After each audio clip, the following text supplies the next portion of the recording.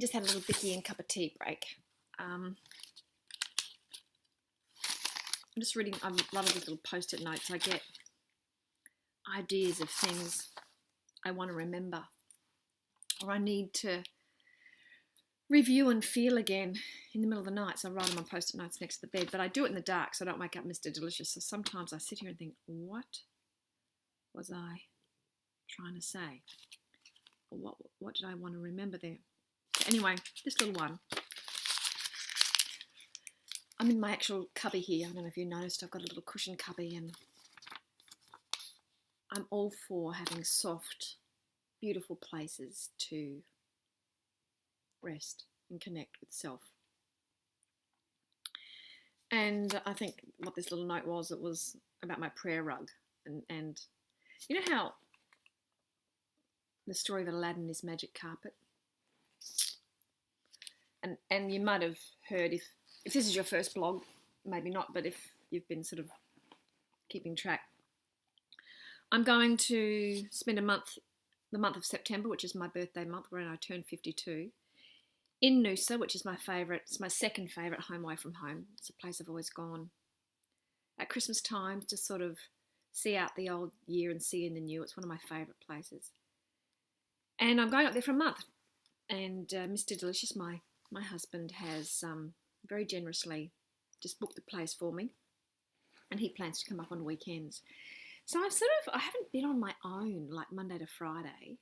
I mean, I go away on work trips and I like being on my own, and I lived on my own, between marriages. But it was usually because there was a crisis happening, and I haven't ever just gone on a retreat on my own and been in a good place. So it's kind of weird. And I'm making a list, and in the middle of the night I often sort of think of things to put on my list, but I don't want to turn on my phone and write it on my notes because it'll light up the room, so I write up my little things. And I've got my prayer rug. And I suppose the question, I want to just sort of pose for you to answer or not if you want to.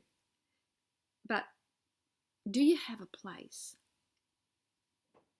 a beautiful soft place that you like to be, that you go to when you need to surrender and when you need to drop to your knees and fall apart? Maybe you are far more evolved than me, and that doesn't happen for you very often. But from time to time, I think of that REM song, love hurts, everybody hurts sometimes. And we do, if you're growing and learning, we have growing pains, and it's messy and it's inconvenient. And you look at the way anything is birthed, whether it's a chicken breaking out of an egg or if you've ever been privileged to see a child being born, it's rarely graceful, usually messy. There's often yelling that goes on, and there's usually fear present. And that's pretty much how it goes for us human beings. So when you're on the cliff, of letting go of the old and letting in the new, where do you go? Some people don't go there. I didn't for years. I used to just drink and drug, numb it off, or keep busy doing. Become a smother mother, or just socialise, or just do something so I didn't have to be. And then, so I've got a little rug. I bought it just from a rug place down in Emporium. And it's cream and fluffy and yummy. And it sits on my side of the bed. We've got beautiful old Queenslander and polished floors in the bedroom. And it sits next to my chair, and it's just on my side of the bed. And the act of prayer, whether you're religious or not, is irrelevant. Prayer and meditation are really just about giving and receiving, listening and speaking in the name of love.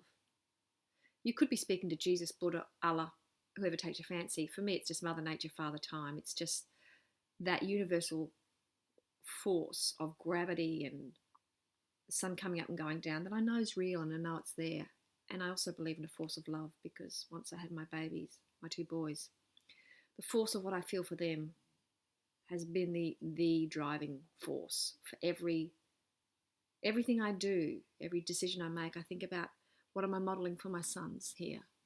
What am I modelling? Because I will have no credibility with them they're highly intelligent boys, if I don't live a credible life, if I'm not authentic. And so my little prayer rug, so prayer is the feminine, prayer is the masculine. So that's when we talk and we pray and we verbalize and articulate. So we use the physicality and the intellect to speak. And meditation is that feminine, where we listen and we be still, we feel, and we sit in the quiet and the silence, and we be.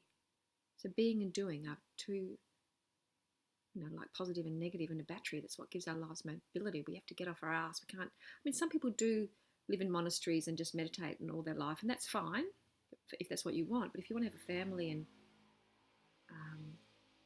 children or a relationship or whatever, and live within a construct of relationship, you will have to fluctuate between being and doing. So do you have a place where you sit and speak from the heart and listen from the heart? And I'm not talking about to our kids or to our significant others. I'm just talking, speak from our own heart about what it is that we emotionally need, and listen to our own heart so it can answer. And I do that in my little rug, and I just popped on my little orange post-it note there. Don't forget to take that to Noosa.